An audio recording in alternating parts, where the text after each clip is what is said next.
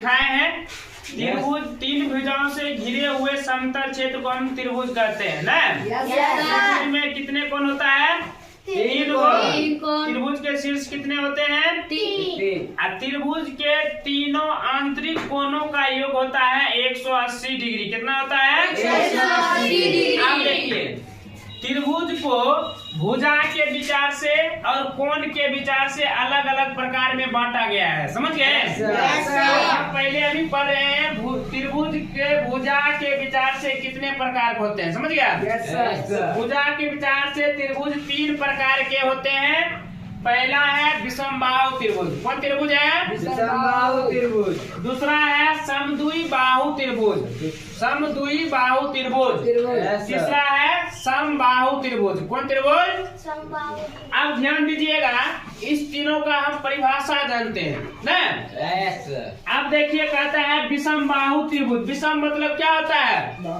विषम मतलब अलग अलग नहीं हो जाता है। विषम मतलब जैसे हम लोग सम संख्या विषम संख्या पढ़ते हैं ना, जिसमें दो से भाग नहीं लगता तो उसको विषम कहते हैं। इसी तरह यहाँ पर देखिए विषम मतलब क्या हुआ कि इसमें कोई भी त्रिभुज का कोई भुजा बराबर नहीं रहेगा, यानी कि या कोई एक समान नहीं रहेगा, अलग अलग रहेगा। समझ गया?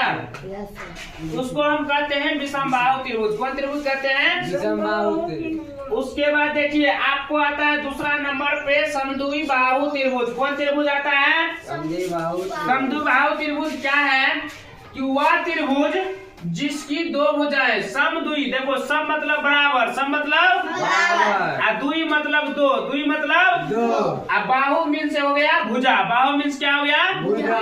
समद्विबाहु मतलब हो गया वह त्रिभुज जिसकी दो भुजाएं बराबर हो न, उसको हम कहते हैं समद्विबाहु त्रिभुज। कौन त्रिभुज कहते हैं?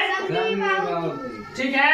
अब अगला पर चलते हैं तीसरा नंबर। तीसरा नंबर है समबाहु त्रिभुज। क्या है? तो सम मतलब बराबर, बाहु मतलब भुजा। बराबर बाहु मतलब क्या होता है? भुजा। हाँ, वह त्रिभुज जिसकी तीनों भुजा, त्रिभुज तीनों भुजा से बनता है। तो समबाहु त्रिभुज कैसे कहेंगे इसका परिभाषा कि वह त्रिभुज जिसकी तीनों भुजा बराबर हो।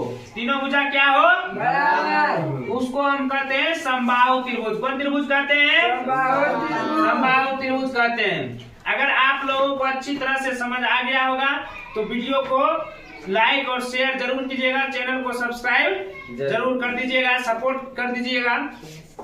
ठीक है।